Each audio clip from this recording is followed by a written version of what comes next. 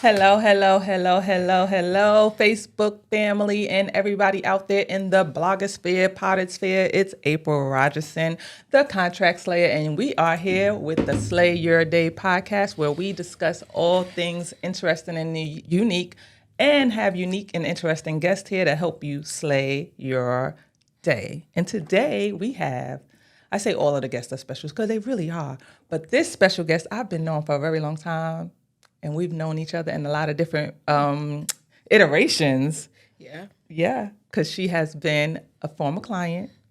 For those of you who don't know, I was a former hairstylist in another life. She has been a nurse to me. And she has been a friend. Today we have Carla Scipio here today. And you have a couple of different things going on, so I don't want to introduce one thing over the other. Mm-hmm. And we're going to touch on a little bit about all of it. Okay, cool. But welcome, Carla, to the show. Thank you so much, April, for having me. I'm so excited. First and foremost, we're going to tie in how we got you here with the former hairstyling. Okay. Right? Because we had a lot of deep dive conversations when I was doing your hair.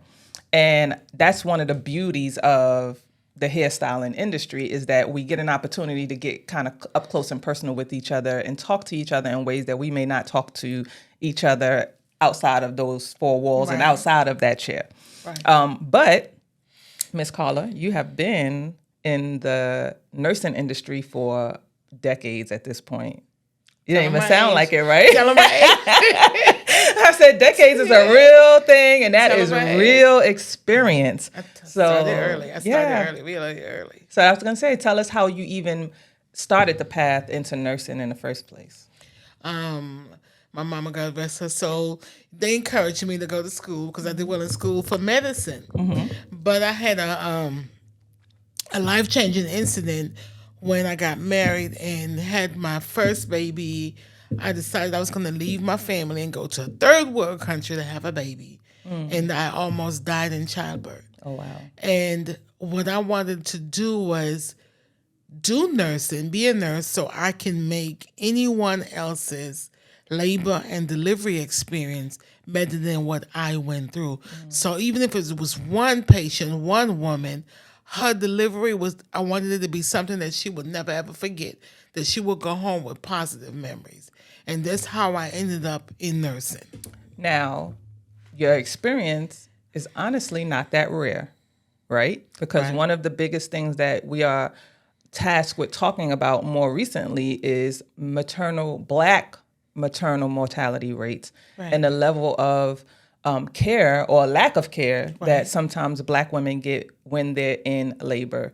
And I don't know how much of your experience you want to share, but also tying in what you've experienced or what you've seen in your job as, not your job, in your path and your journey as a nurse in that realm, but also what you experienced that made you say, hey, if I see these triggers or if I see these things happening, I want to jump on it and address the need that this Black woman is having. Okay, you're saying so much, April. I want to say, first and foremost, it's not just here in the United States, but it's something around the world. I read an article recently where women of African descent, also in the UK, regardless of your educational status, how much money you have, your color works against you. And one of the things that I wanted that happened to me that I felt that needed to be changed was the fact that no one listened to me. Mm-hmm. No one listened to me, and I felt like no one cared. Mm-hmm. And I also felt, they have well, first let me say this. I'm a labor and delivery nurse. Mm-hmm. I did labor and delivery for probably about 20 years. I still, my passion in my heart is for women. And my incident happened in Trinidad, but I worked as a nurse in New York City and, across the country in different places. And it's always the same thing. We tend to not be listened to. There's also implicit bias where they believe the caregivers, most of the caregivers doesn't look like us. Most of the caregivers don't speak our language. A lot of the caregivers also believe, and I'm talking about the providers, the medical providers, they also believe that the strong black woman we have a comes higher into play. tolerance for Yeah, for we pain. had we had this high pain tolerance. So all of that stuff works against us, and also for the fact that access to quality health care is not. Then we have the provider deserts. There are places, a lot of places now, even in Atlanta, where there are no hospitals. There are no hospitals on the south side of town. So I remember working in East Point and South Fulton. At least we had access there. We had a lot of places that has closed down. Atlanta Medical, all of these places have closed down. So there's so many contributing factors to the fact that that we are dying, and there are no policies and procedures in place that can take care of us. This is what we require.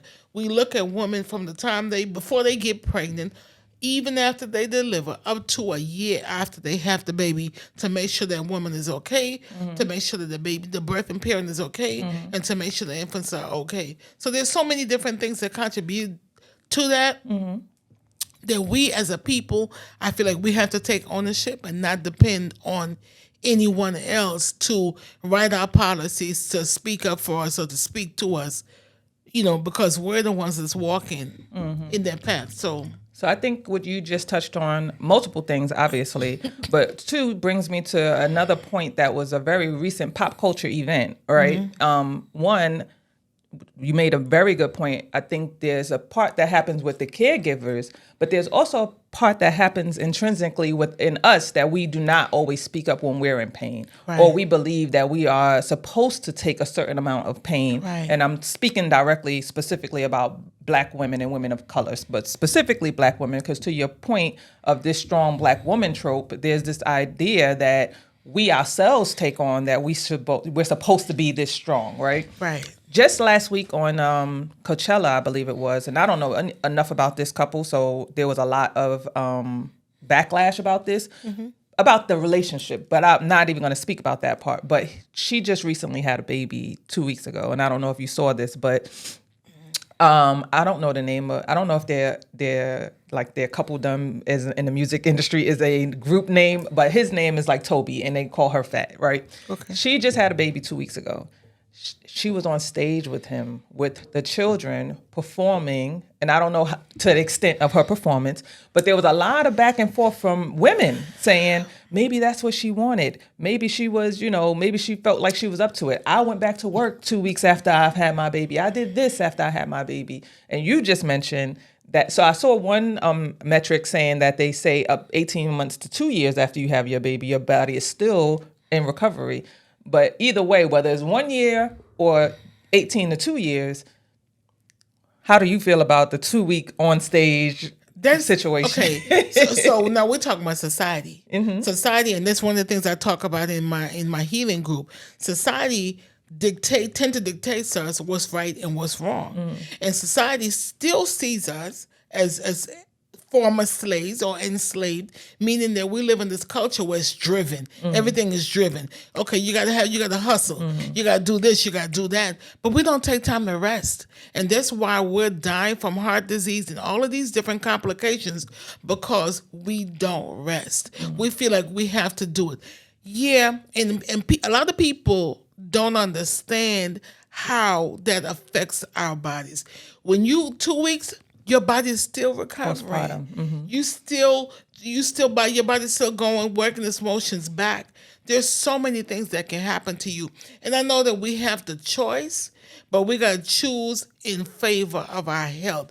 I'm not just talking about your body, but I'm talking about your whole total holistic health. We're talking about socially, mentally, physically. We're talking about emotionally. All of these things we have to take care of. And if we can't take care of that, then that's why we go into an early grave. When you look at statistics, heart disease, obesity, mental health, that trauma, all of that stuff we're dealing with, the lived trauma that we deal with every day, the intergenerational trauma that from slavery that still affects us.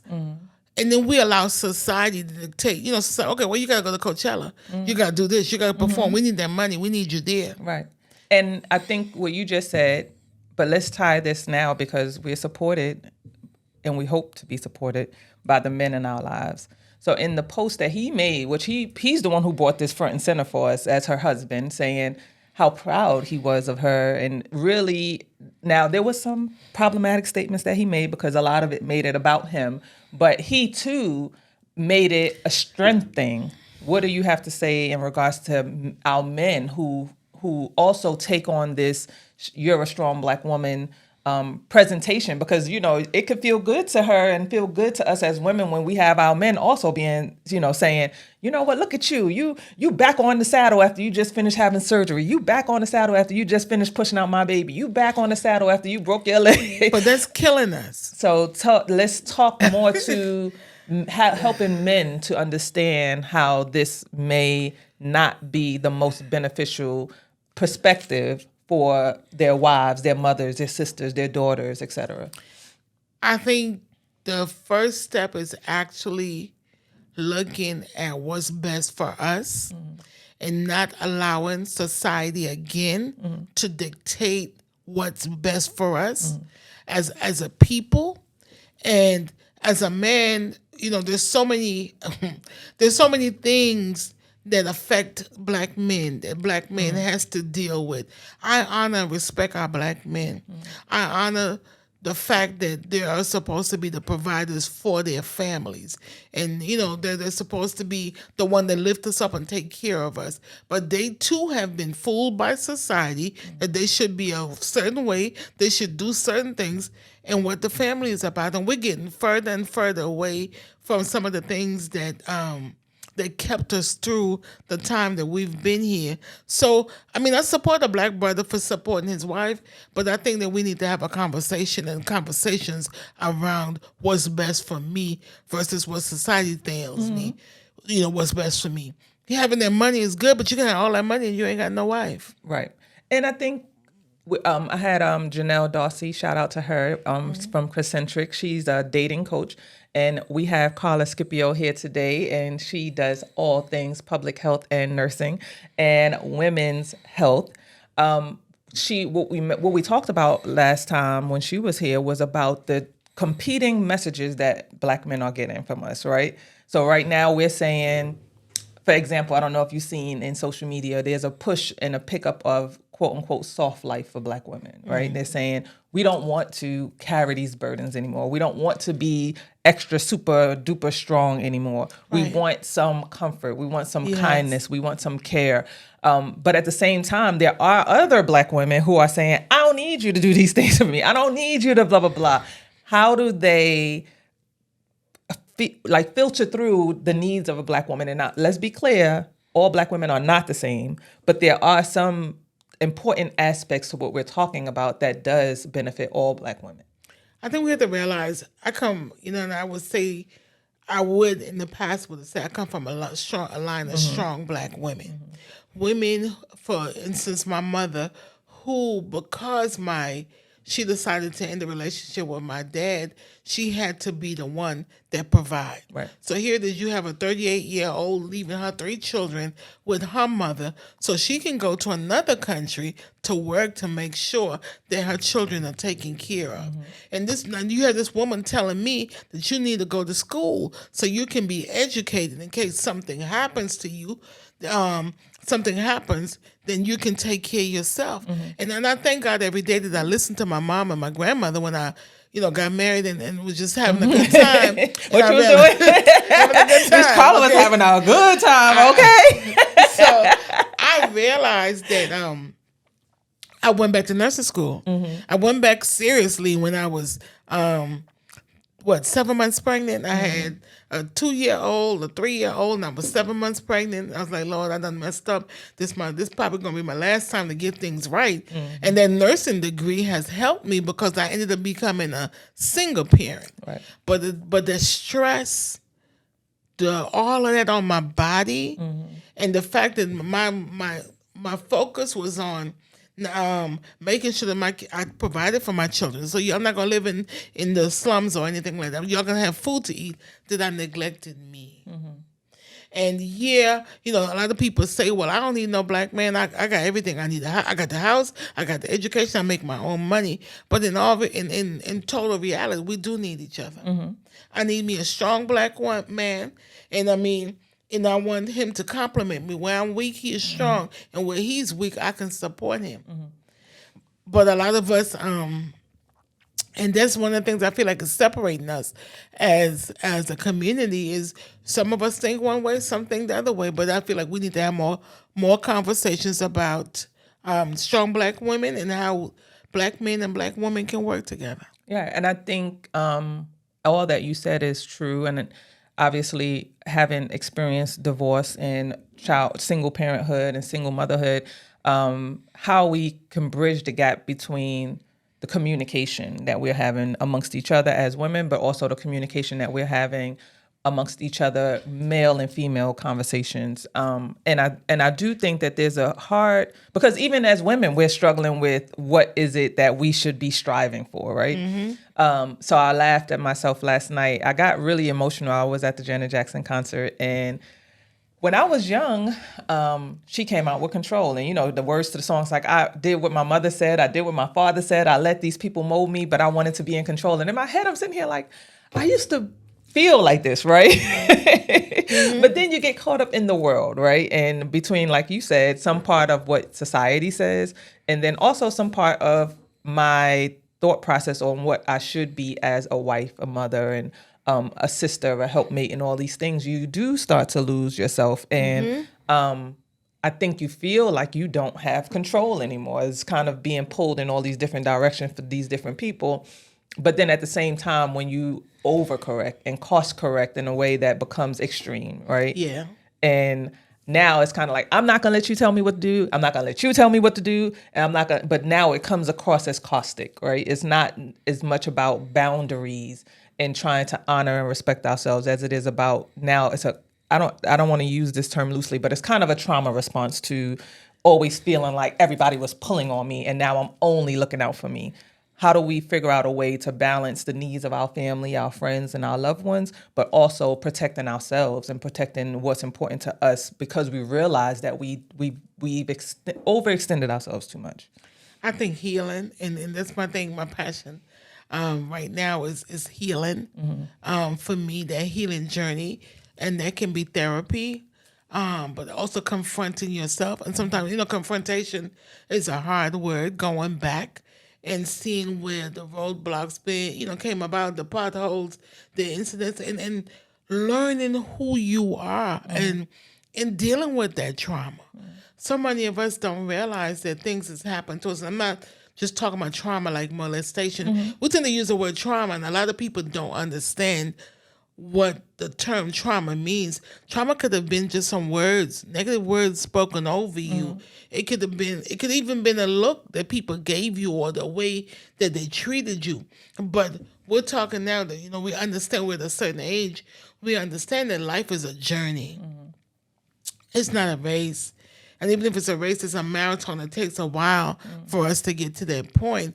But it's dealing with the trauma in our lives from the past, dealing with the trauma that we live with every day. Because as Black women, we have the intergenerational trauma that we carry around, our mother's trauma that we bring with us. About to get into that. That lived. As well, I have a session coming up on that.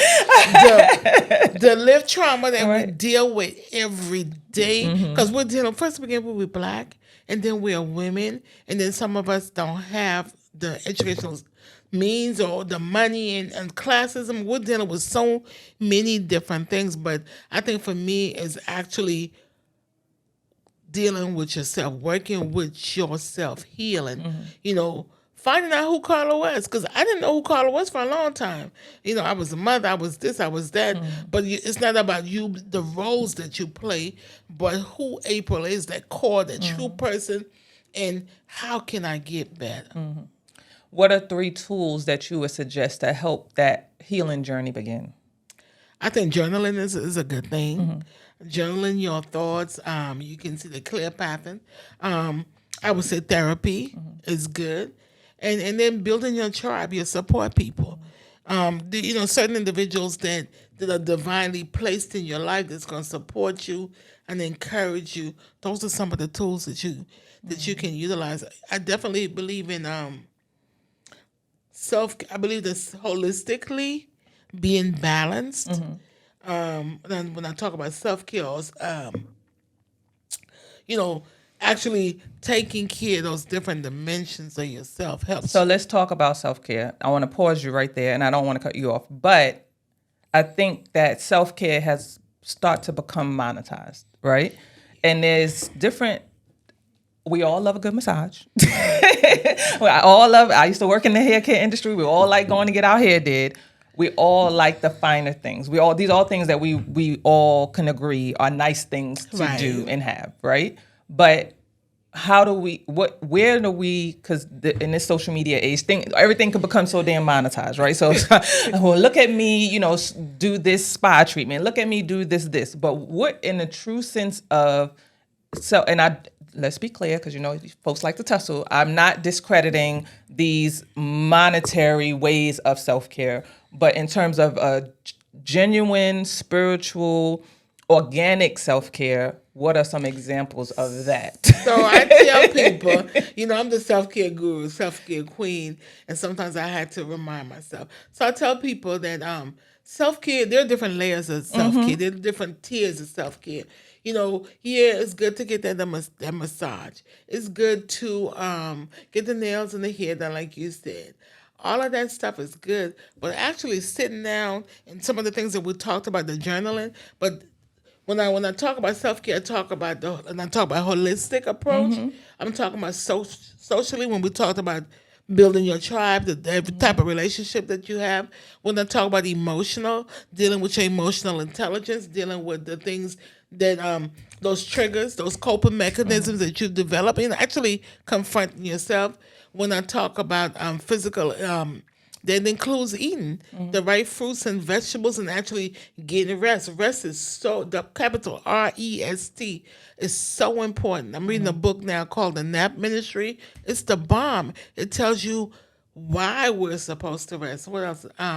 Mentally, taking care of yourself mentally, spiritually, whatever your spiritual pattern is. For me, I believe in God and, my relationship with him, not so much the church per se, but my relationship with God is important for me. So it's dealing with the different dimensions of yourself, nurturing each, sowing and teach, nourishing, doing the things that you need to pattern, disconnecting from social media, taking breaks, fasting from social media, fasting fasting for some of the things that triggers you. Right. Just spending time with yourself is for me the biggest thing is to start with spending time with your own self. I love nature. I love going on trails. I love going to the beach. I love going to different places, meeting different people. Traveling for me, that's part of my self-care. I know. It's funny you say that because last year I was having some struggles, right? Just mentally, there's a lot of things going on with my business.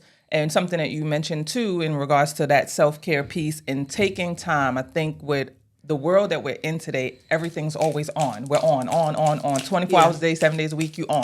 No matter what, for me, I say that Sundays are supposed to be my day off, right? Right. But not only am I still working, I am cooking dinner for my family. I'm doing all these things. It's not a true rest day. It's just a quote unquote day off from my business, but not a day off, like just off. Like I'm just gonna lay in bed and don't talk to me. I'll get up when I want to get up. I'll cook when I want to cook. If I decide to cook, all of those things. Right. I think one of the other things about self-care is being able to say no. Yes. Setting boundaries. Saying no, meaning no, not feeling guilty about your no, and understanding and helping is there's this weird space where you feel like you need to explain your no's, right? No explanations. I just said nope to the no. No. Just you no. feel this compelling need to explain why you're saying no. Yeah.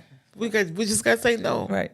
And that's difficult for me too, learning to say no. And And when you're a mother, you tend to, a wife, you put everybody before you put yourself. So now it's that no. Right. So in addition to saying no, what I've also learned how to do is say yes, right? So when someone asks you if you need help, Yes. do you need help with something? Do you want me to do this for you? Do you want me to do that for you? Especially within my marriage, I found myself saying, no, I'm okay. No, it's fine. No, don't worry about it. And you just adding on to your load, and you don't really realize that you're adding on to your load. So there are many moments now that I've had to, I call it renegotiating my marriage all the time. We're going to do a show about that one day, because your marriage changes over the years, and it changes. You are changing, your spouse is changing, and I've had to renegotiate my marriage a couple of times. But with that being said, I had to learn to say yes. And sometimes your spouse also gets, when we're going back to kind of how men are trying to learn how to navigate how to best help us, right? If we're taking it all on, they don't even think to ask you anymore, right? Because I asked you before and you said you good. When in reality, you're not good. You're starting to harbor resentment about doing all the things. Right. You're starting to harbor resentment about, and then there's a piece of us that wants them to instinctively know or instinctively do because we're doing, right? So the nurturer in us is doing all these things, and you're saying, well, I fold your laundry, I cook your food, I make sure you're good, I check on you during the day, so why aren't you doing those things for me? And sometimes part of that is the fact that we're not requiring them to do so. Or not telling them. Right, that's what I'm saying. How you supposed to read your mind? So, and there's such this balance between, we've been ordained in so many ways to say we don't need help. And this is the strong Black woman part that we were talking about, where you keep saying, no, I don't need help. No, I don't need help. So then no one helps you. And then how do you turn that off? And how do you figure out a way to tap your family members because there's always that one strong family member, that one strong friend, that one strong person, and they're carrying the load of everything, and no one's saying, are you okay? and no one's checking. What do you need? Because they don't think they need anything, right? So I think it's having more conversations like we're having now. And one of the things I had to learn was I can't fix anybody. And there are times when I can't even fix me. I'm just, I'm being honest. Right. I'm just a work in progress, you know. I'm being perfected as we speak. Some days I do well, and then some days, shoot, I had to remember this. You know, this ain't Carla. Oh, this is the new Carla right now, and Carla come back. But having hard conversations and learning to be your authentic self, to speak your truth.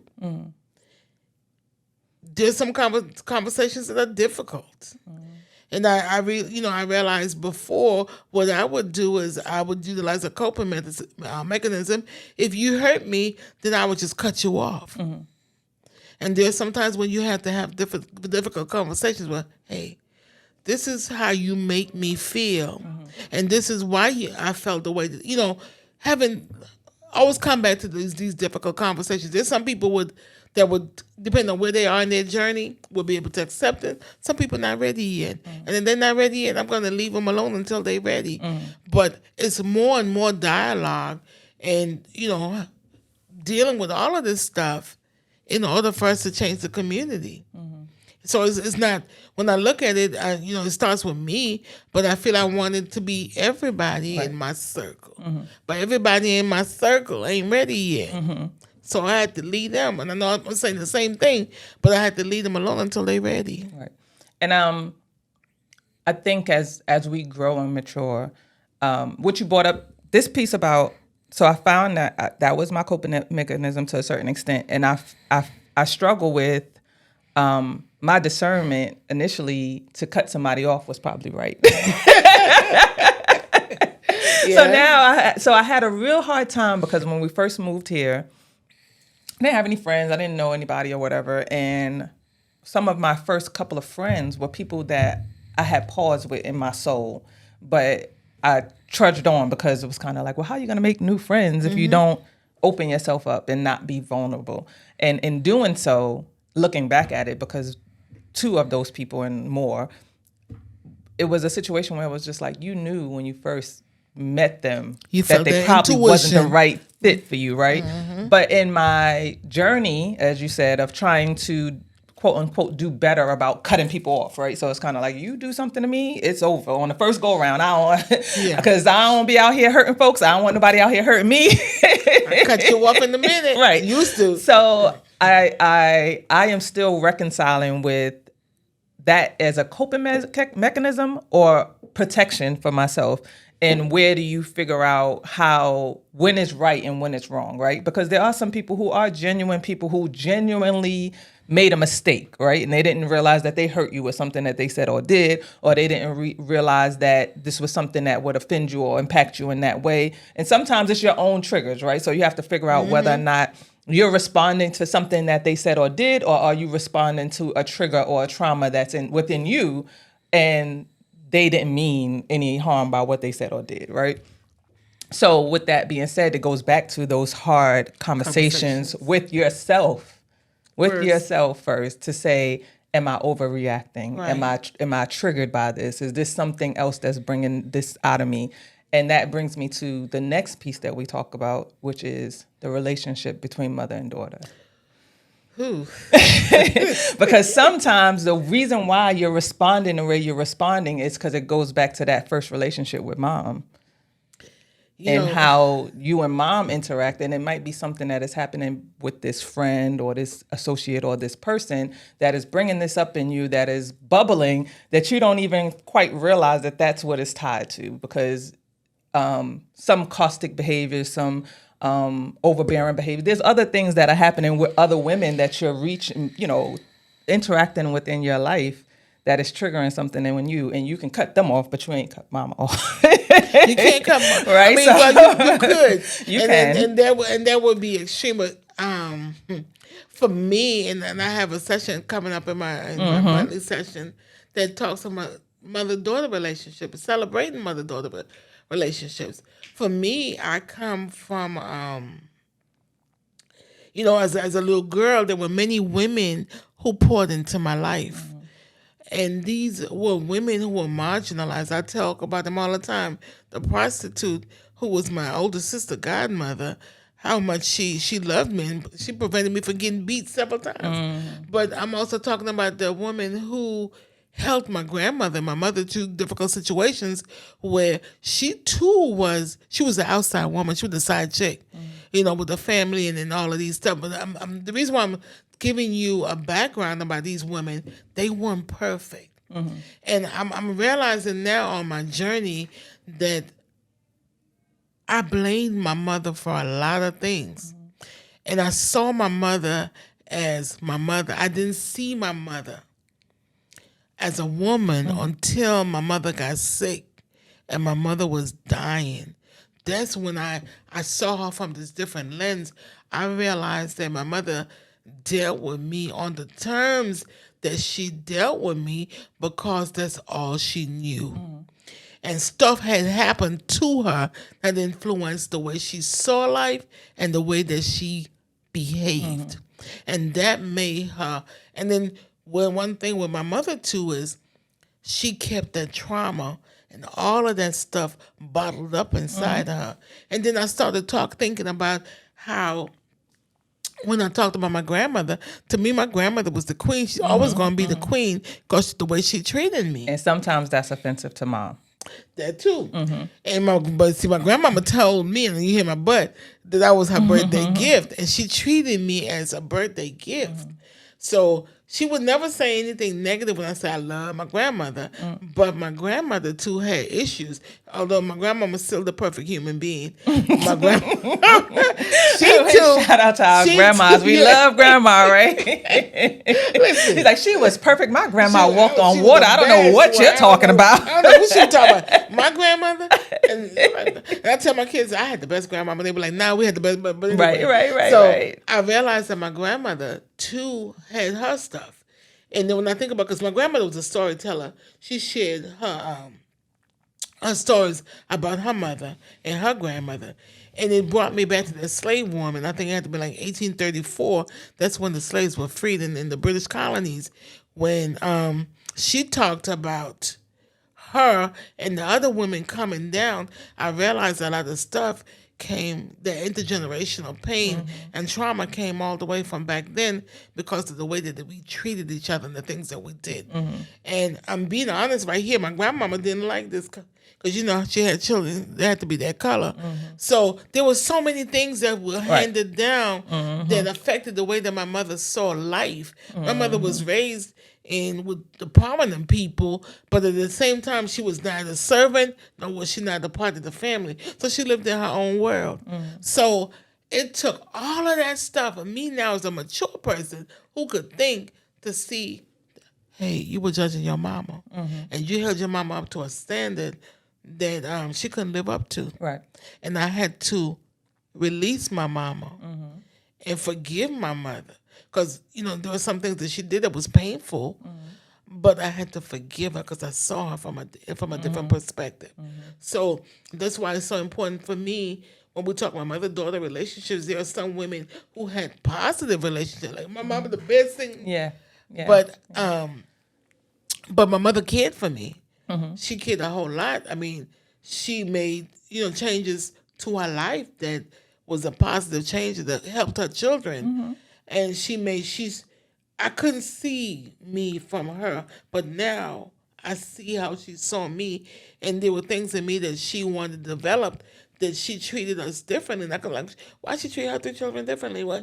But you know, I had the middle child syndrome, but still, in all reality, my feelings were valid because they were my feelings. But I think we have a lot to talk about when we talk about mother-daughter's relationship, because this is just my perspective. There are different women who had toxic and some who had very beautiful relationships with their moms. I think everything that you said was very impactful, and something that I was watching on the Red Table Talk. They had a conversation about this.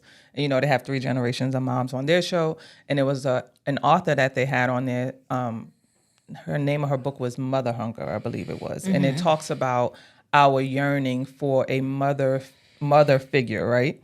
And I think that speaks to how some of us gravitate to our grandmothers, because sometimes, especially in these situations where mom is in the trenches, and mom may not be able to give in that way because she is in the trenches. She's working. She's single mom. She's trying to provide for 3 children. 4 children, 5 children, however many children. And she does not have the capacity to give that, right? But here comes grandma.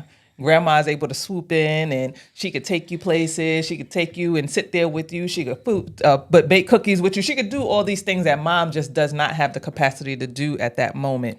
And to your point of just being able to see mom through a separate lens and not judge her, but also what I found and even within my family and separately, mom is unable to see grandma in a certain way either. She's not able to take off her lens and her glasses about how she sees her mother.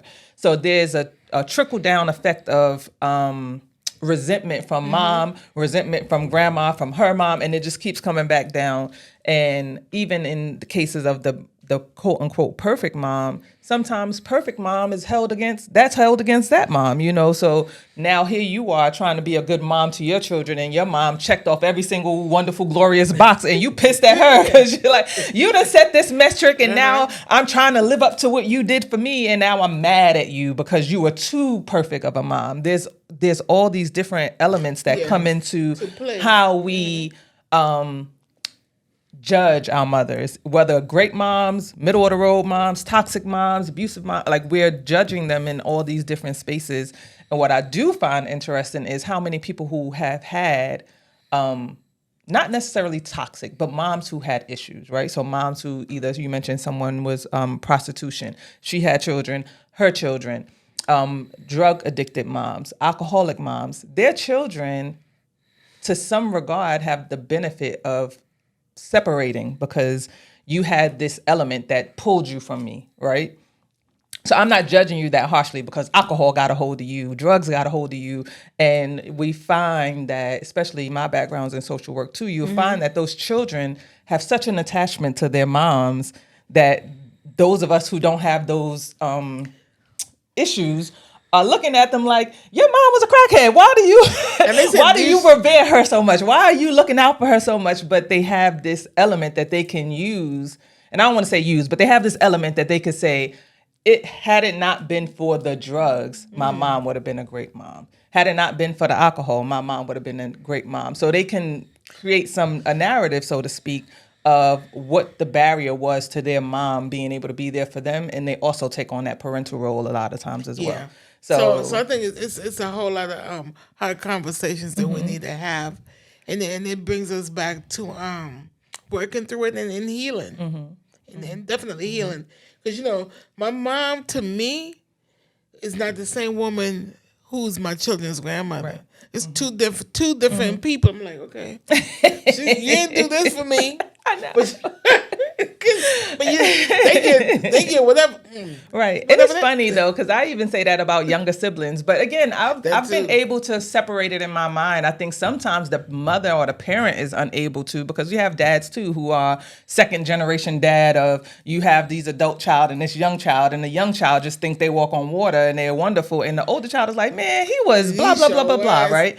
But he's in a different world now, right? Yeah. And I think what happens as well is that parent wants to reimagine themselves as the person that they are today. Yes, and I agree. Completely disregard all that happened in the past. We're here with Carla Scipio, and she is a master at women's public health. You're like, I like that. And what I want to tie into now is you have a skincare brand, and we're talking about healing women's relationships through medical issues, as well as their emotional connectivity. Right. And you're using your skincare line in order to help you fund that. Let's talk a little bit about that. So, how do you pronounce it? Carrie? Carrie. Okay. Carrie, which means it's a Amerindian word, which means Big Island. Okay. And, because of my Caribbean roots, because I'm originally from Trinidad, that's what the Amerindians call Trinidad. So I wanted to have that connection with the herbs. Caeri. Right, Caeri. So, and I'm going to tell you the reason. Well, let me start. Let me go back. I have a nonprofit called the Born Educators Academy Incorporated, and what we do is we actually help single women and their families here in the United States and also in Trinidad. We provide educational events and activities, and we also provide personal hygiene products for these women. And one of the things I wanted to do as a social entrepreneur was to find something that would benefit us and help us also, fund the different things that we do for these marginalized women.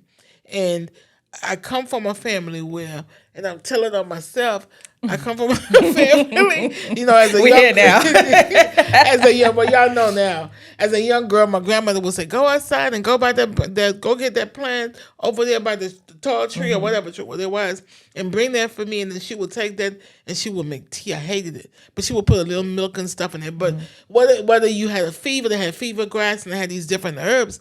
And she was even the one that told me. And y'all know I'm a storyteller. She told me about taking the spider web. If you had a cut and they have a Band-Aid, and putting the spider web on the these are things that they bought from Africa.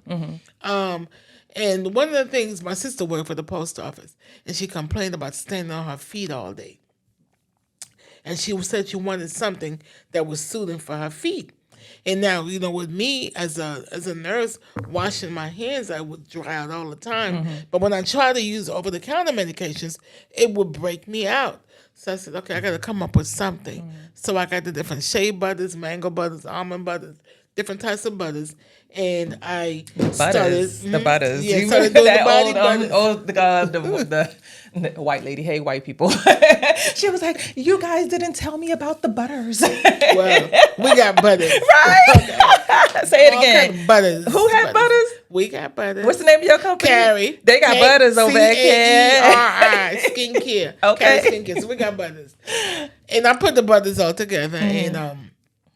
And I was like, my children, it's kind of ethnic, but it's all, the lavender, different essential oils, pure butters, pure shea butters. Everything's all natural products.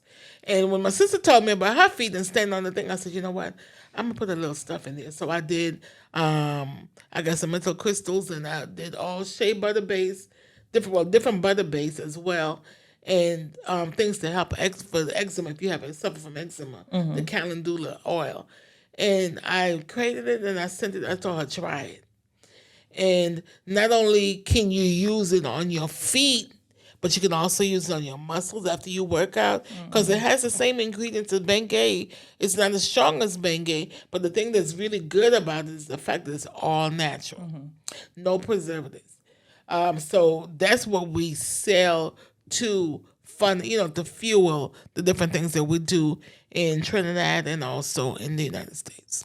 Well, where can one get those products to support your cause? Okay, so they can go online at CAERI